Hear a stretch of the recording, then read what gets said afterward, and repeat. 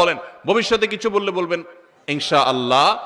অতীতে কোনো ভালো কিছু করতে পেরেছেন সেটা বলতে গিয়ে বলবেন আলহামদুলিল্লাহ। আর কোনো ভালো কিছু দেখে অভিভূত হয়েছেন তাহলে বলবেন মাশাআল্লাহ।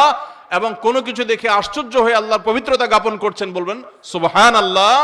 উপরে ওঠার সময় পড়বেন আল্লাহু আকবার, নিচে নামার সময় বলবেন সুবহানাল্লাহ। এই বলাতে দুইটা লাভ হবে। এক হলো এই প্রত্যেকটা শব্দ উচ্চারণের কারণে আপনার আমলনামাতে সওয়াব যুক্ত হবে। আরেকটা হলো ইসলাম এবং মুসলমান বিদ্বেষী এই সমস্ত কুলাঙ্গাদের চপটাঘাত হবে। এই প্রত্যেকটা শব্দ উচ্চারণ করবেন, এদেরকে চপটাঘাতের কাজ হবে।